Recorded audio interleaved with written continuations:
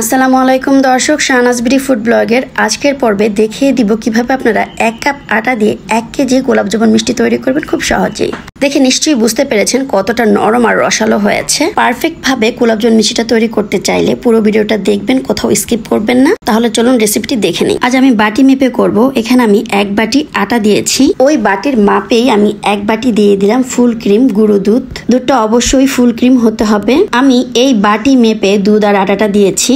আপনারা যে কোনো সাইজের বাটি বা কাপ নিতে পারেন। এবার এখানে দিয়ে দিয়েছি 1/2 চামচের কম বেকিং সোডা। বেকিং সোডা বেশি দিলে মিষ্টিটা ফেটে যেতে পারে। এবার এখানে দিয়ে দিয়েছি 2 টেবিল চামচ পরিমাণ গাওয়া ঘি। অনেকে বলতে পারেন যে তেল দিলে হবে না, না গাওয়া ঘিটাই দিতে হবে, তাহলে মিষ্টির ফ্লেভারটা খুব সুন্দর আসবে। এবার শুকনো উপকরণগুলোকে ঘিয়ের সাথে ভালোভাবে মিশিয়ে নিচ্ছি। কিভাবে বুঝবেন যে ঘিটা গুড়ির সাথে ভালোভাবে মিশে গেছে? যখন দেখবেন মোট করলে গুড়িটা ভেঙে যাচ্ছে না, তখন বুঝবেন যে ঘিটা ভালোভাবে মিশে গেছে। এই পর্যায়ে আমি নর্মাল তাপমাত্রার দুধ দিয়ে একটা ডো তৈরি করে নিব।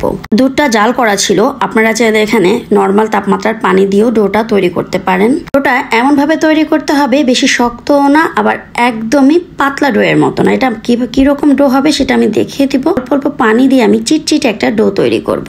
মোট কথা হচ্ছে ডোটা তৈরি করার সময় হাতে একদমই লেগে উঠে আসবে এরকম একটা চিটচিটে ডো তৈরি করে নিব। দেখতেই পাচ্ছেন আটা আর দুধগুলো দেখতেই পাচ্ছেন হাতের সাথে লেগে লেগে আসতেছে, একদম আঠালো স্টিকি একটা ডো হয়েছে। এটা কিন্তু অনেক নরম আর ডোটা কিন্তু একদম সফট নরম তৈরি করতে হবে, শক্ত করলে হবে না। নর্মালি যে আমরা রুটি পরোটা বানাই ওই রকম ডো করলে হবে না। দেখতেই পাচ্ছেন কতটা চিটচিটে। অনেকে বলতে পারেন এরকম চিটচিটে ডো দিয়ে বল কিভাবে তৈরি করব। শিরা বানাতে বানাতে এটা কিন্তু শক্ত হয়ে যাবে, চিন্তার কিছু নেই। এটাকে কিন্তু সুন্দরভাবে বল করা যাবে। এই ডোটা যদি পারফেক্ট হয় তাহলে মিষ্টিগুলো কিন্তু একদম সফট হবে। ডোটা শক্ত হলে কিন্তু মিষ্টিগুলোও শক্ত হবে, তাই ডোটা যেন পারফেক্ট হয় এই দিকে খেয়াল রাখতে হবে। ডোটা তৈরি করতে এখানে আমি 1 বাটি দুধ নিয়েছিলাম, আমার আধা বাটি দুধ লেগেছে, নিশ্চয়ই দেখে বুঝতে পেরেছেন। এবার ঢাকনা দিয়ে ঢেকে রেখে দিব।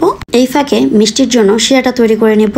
চুলায় একটি পাত্র বসিয়ে দিয়েছি। এবার ওই বাটির মাপেই 2 বাটি আমি এখানে চিনি দিয়ে দিব। এখানে আমি লাল চিনিটা নিয়েছি, আপনারা সাদা চিনিটা দিয়েও করতে পারেন। এবার ওই বাটির মাপেই 3 বাটি এখানে পানি দিয়ে দিব। চুলাটা কিন্তু এখন আমি ধরাইনি, অফ আছে। এবার চুলার জালটা ধরিয়ে দিব, নেড়ে চেড়ে দিচ্ছি যাতে করে চিনিটা গলে যায়। এর ভিতরে আমি 2টা এলাচ দিয়েছি। এবার শিরাটাকে জাল করে নিব। শিরাটা একদমই ঘন হবে না, পাতলা একটা শিরা হবে। মানে হচ্ছে শিরাটা 1 তার বা 2 তারের হবে না, একটু চিটচিটে হবে।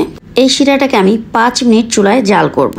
5 মিনিট পর আমি একটু দেখিয়ে দিচ্ছি। শিরাটা হাতে একটু আঠা আঠা ভাব হবে, কিন্তু তার হবে না। মানে যখন দেখবেন শিরাটা হাতে এরকম আঠা আঠা লাগছে, ওই পর্যায়ে চুলার আঁচটাকে অফ করে দিয়ে ঢাকনা দিয়ে ঢেকে রাখতে হবে। আমি চুলার জালটাকে অফ করে দিয়েছি। খেয়াল রাখতে হবে শিরাটা যেন গরম থাকে।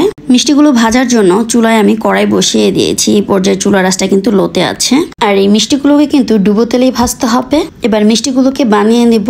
হাতের মধ্যে আমি একটু ঘি লাগিয়ে নিচ্ছি, এতে করে হাতের মধ্যে ডোটা লেগে যাবে না। এবার মিষ্টিটার শেপ আপনি যতটুকু দিবেন সেই আন্দাজে এখান থেকে ডোটা নিয়ে নেবেন। আমি এই সাইজের করে বানিয়েছি, দেখতেই পাচ্ছেন আমি অর্ধেকটা বানিয়ে নিয়েছি। এবার তেলের ভিতরে দিয়ে দিব। তেলে দেওয়ার আগে মিষ্টিগুলোকে আবারও একটু আমি গোল করে নিচ্ছি। তেলটাকে বেশি গরম করা যাবে না, মোটামুটি গরম করতে হবে। যদি বেশি গরম হয়ে যায় চুলার আঁচটা কিন্তু একদম লো করে দিয়ে তেলটাকে ঠান্ডা করে নিতে হবে। আর মিষ্টিগুলো ভাজার সময় চুলার আঁচটা কিন্তু লো থেকে হালকা একটু বাড়িয়ে দিয়ে ভাজতে হবে, তা না হলে কিন্তু মিষ্টিগুলো উপরে সুন্দর কালার আসলেও ভেতরটা কাঁচা থাকবে। তাই চুলার আঁচটাকে লো থেকে হালকা বাড়িয়ে দিয়ে মিষ্টিগুলোকে আস্তে আস্তে ভাজতে হবে। মিষ্টির উপরে হাতল দিয়ে এভাবে ঘুরিয়ে দিতে হবে, তাহলে মিষ্টির চারোদিকে সমানভাবে কালার আসবে। দেখে নিশ্চয়ই বুঝতে পেরেছেন আমি কিভাবে মিষ্টিগুলোকে ঘুরিয়ে দিচ্ছি। ঠিক এইভাবে মিষ্টিগুলোকে ভেজে নিতে হবে। যে মিষ্টিগুলোকে আমি আগে দিয়েছি ওই মিষ্টিগুলোর উপরে কিন্তু সুন্দর একটা কালার চলে আসছে। ওই মিষ্টিগুলোকে আমি তুলে নিব। আর যেগুলো এখনো কালার আসে নাই সেগুলো আমি আস্তে আস্তে ভেজে নিব। এই মিষ্টিগুলোকে আমি সাথে সাথে গরম শিরায় দিয়ে দিব। এবার একই পদ্ধতিতে ঘুরিয়ে ঘুরিয়ে বাকিগুলোকেও ভেজে নিব।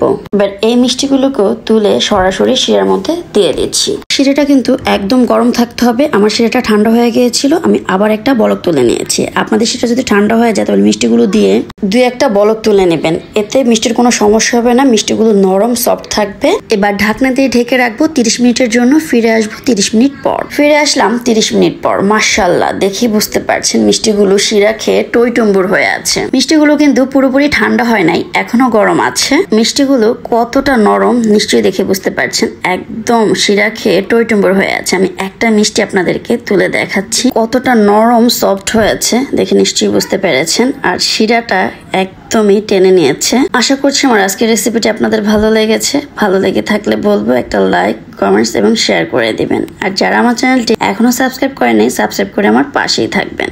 আজ এই পর্যন্তই, আবারও চলে আসবো নতুন কোনো রেসিপি নিয়ে। সে পর্যন্ত সবাই ভালো থাকবেন, সুস্থ থাকবেন, আমার জন্য দোয়া করবেন। সবাইকে ভিডিওটি দেখার জন্য অসংখ্য ধন্যবাদ জানিয়ে শেষ করছি। আল্লাহ হাফেজ।